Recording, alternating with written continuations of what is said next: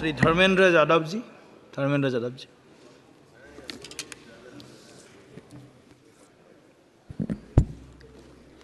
धन्यवाद सभापति महोदय। 18वीं लोकसभा के निर्वाचन के बाद और इस नए संसद भवन के बनने के बाद आज मैं पहली बार बोलने के लिए खड़ा हुआ हूँ। आपने मुझे मौका दिया, उसके लिए बहुत बहुत धन्यवाद देता हूँ। सभापति जी, सबसे पहले श्रद्धेय नेताजी को मैं नमन करना चाहता हूँ, जिन्होंने अपने संघर्ष, अपनी हिम्मत, साहस और अपने पूरे जीवन की तपस्या समाज के उत्थान के लिए, देश और उत्तर प्रदेश की तरक्की के लिए और समाज के हर व्यक्ति की तरक्की और खुशहाली के लिए उन्होंने जो अपना पूरा जीवन समर्पित किया है, सबसे पहले मैं आपके माध्यम से उनको नमन करना चाहता हूँ। माननीय सभापति महोदय, श्रद्धेय नेताजी ने हम लोगों को अपने समाजवादी विरासत में इंसाफ और इंसानियत, न्याय और हक की लड़ाई करना सिखाया है और उस लड़ाई को हम लोग बखूबी अपने नेता आदरणीय अखिलेश यादव जी के नेतृत्व में शानदार तरीके से उस विरासत को न केवल लड़ रहे हैं, बल्कि नेताजी के हर सपने को पूरा करने तक हम लोग चुप बैठने वाले नहीं हैं। सभापति महोदय, बजट एक व्यापक विषय है और जब इस विषय के बारे में सोचते हैं तो समझ में नहीं आ रहा कि कहाँ से शुरू करें, क्योंकि देश में आज कोई वर्ग नहीं बचा है। कुछ चुनिंदा उद्योगपतियों के बारे में बात नहीं करूंगा, लेकिन देश के 140 करोड़ लोगों में से कम 95% लोग ऐसे हैं जो आज पूरी तरह से बर्बाद है। एनडीए की ये सरकार 11वां बजट पेश कर रही है, लेकिन इस 11वें बजट के बावजूद अगर मैं देखता हूं तो समाज की जो गरीबों के लिए सबसे ज़्यादा ज़रूरी चीज़ें हैं, स्वास्थ्य का है तो स्वास्थ्य 2023 और 24 में बजट घटा दिया है। किसानों का बजट जहां यूपीए के सरकार के समय 2014 तक 5.5 था, वहीं 24 आते आते ये 3.15 रह गया है। शिक्षा का बजट जहां 2013 में 4.77 था, आज 23-24 आते आते ये 2.5% रह गया है।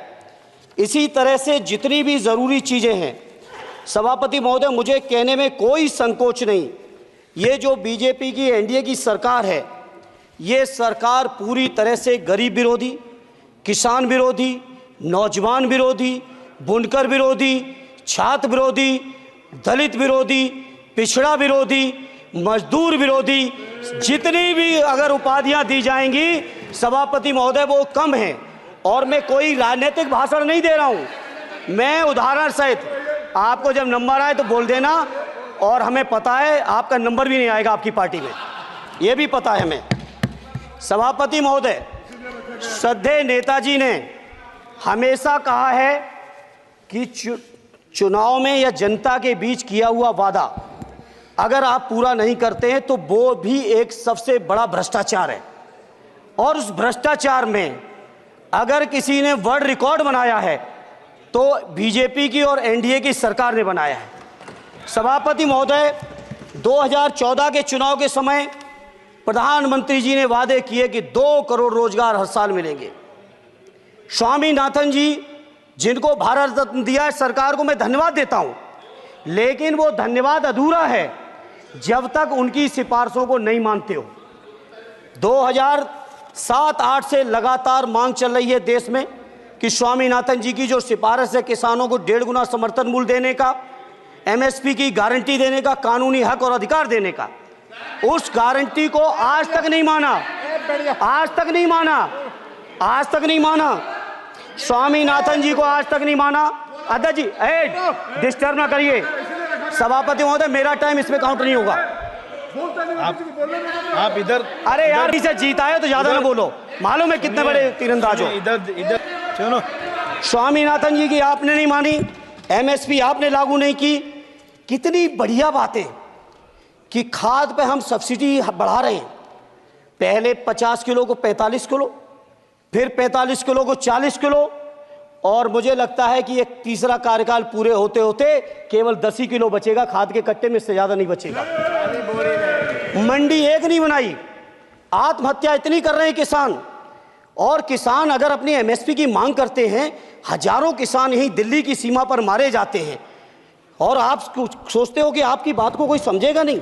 सभापति महोदय, नौजवानों को कितना गुमराह किया गया।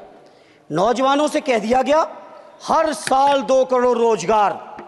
मैं आज सवाल पूछता हूं अपने नौजवानों की ओर से, बताएं भारतीय जनता पार्टी के लोग, सरकार में बैठे लोग, 10 साल आपने राज कर लिया है, आखिर 20 करोड़ नौजवानों को रोजगार कहां है? अरे छोड़िए यार, अबे कोई नोटिस नहीं लेता तुम्हें, छोड़ो कोई नोटिस नहीं लेगा तुम्हें। 20 करोड़ नौजवान के रोजगार का हिसाब कहां है? आज 11वें बजट में जब याद आई तो वो भी ट्रेनिंग की बात करते हो।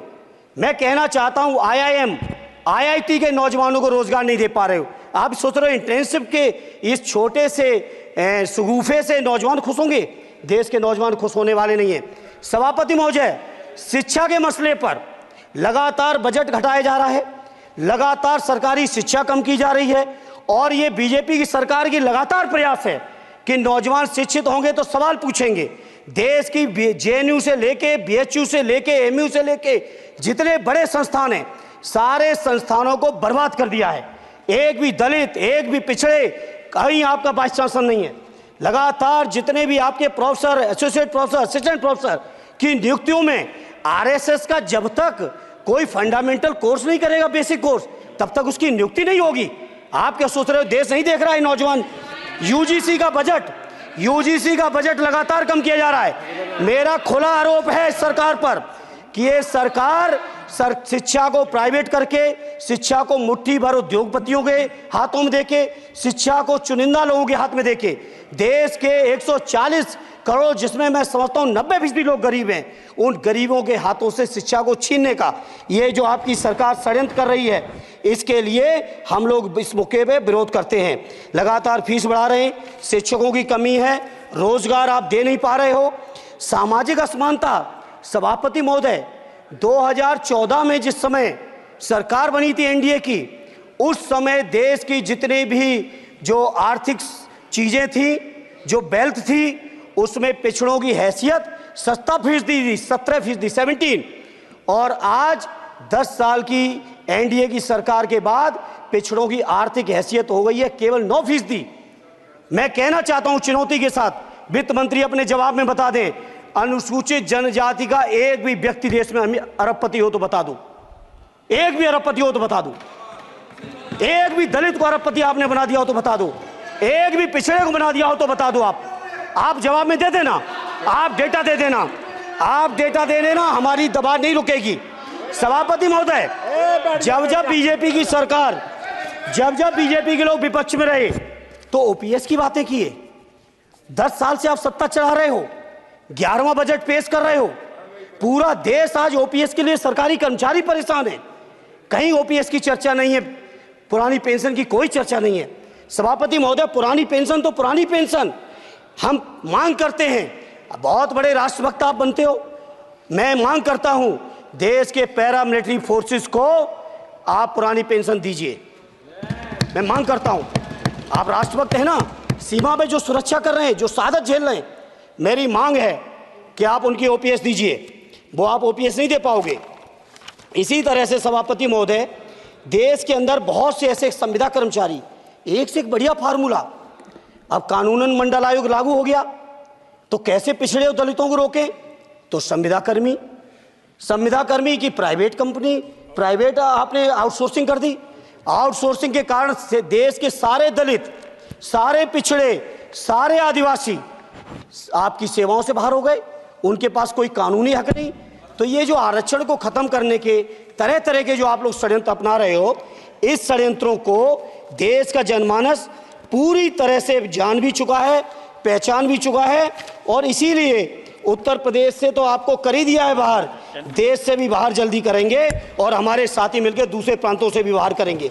इसी तरह सभापति महोदय, हम मांग करते हैं, आप सोचिए, उत्तर प्रदेश अकेले के अंदर, देश के हालात मुझे नहीं पता और बदतर होंगे, अकेले उत्तर प्रदेश में 1000 से ज्यादा शिक्षा मित्र आत्महत्या कर चुके। सभापति महोदय, कोई सरकार के कान पे जूं नहीं रेंग रही है, किसान आत्महत्या कर रहे हैं, इन्हें कोई मतलब नहीं।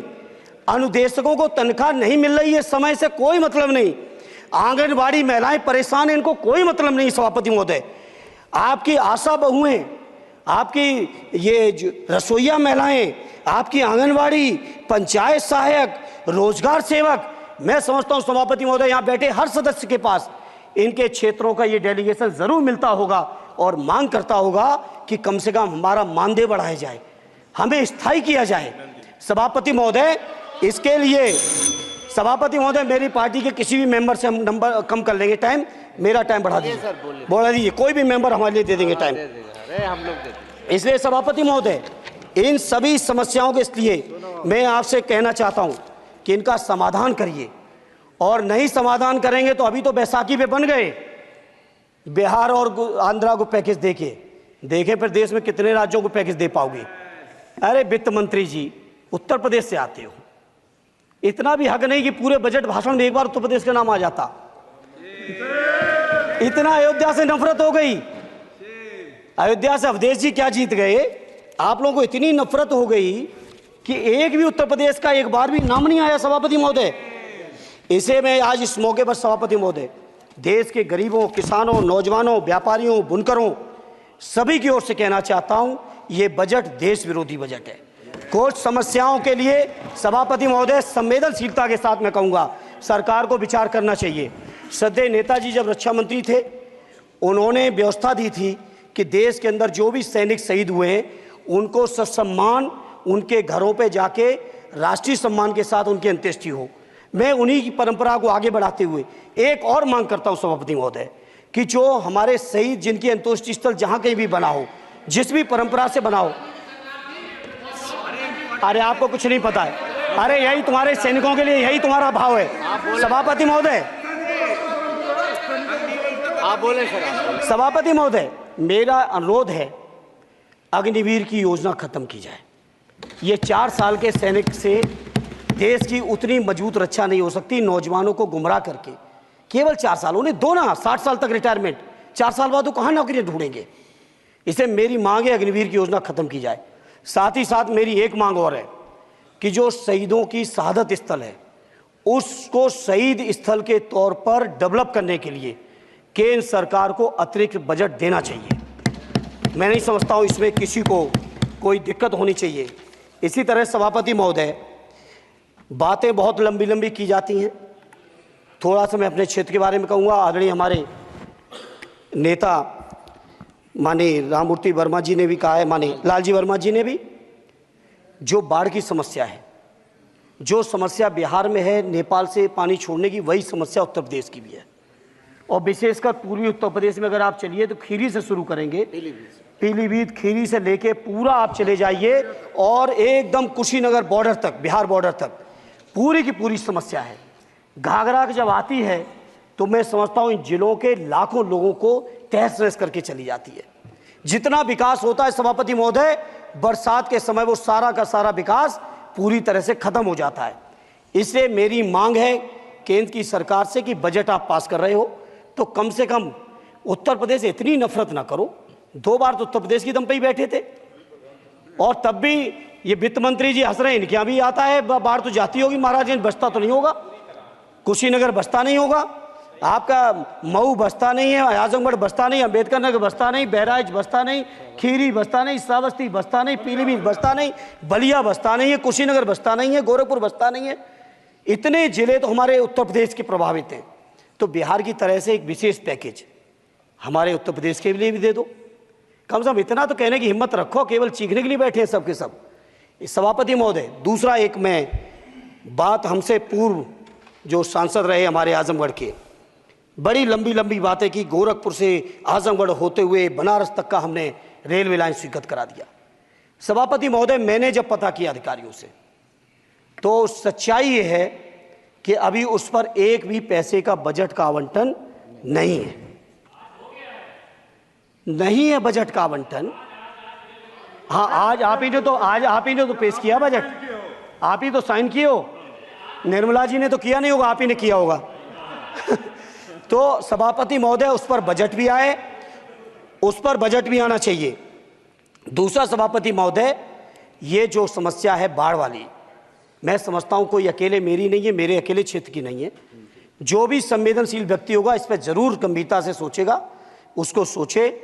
इसी के साथ मैं अपनी पार्टी की ओर से इस जन विरोधी बजट का पुरजोर विरोध करता हूं। बहुत बहुत धन्यवाद। For exclusive and insightful videos, subscribe to our new channel ABP Live Premium.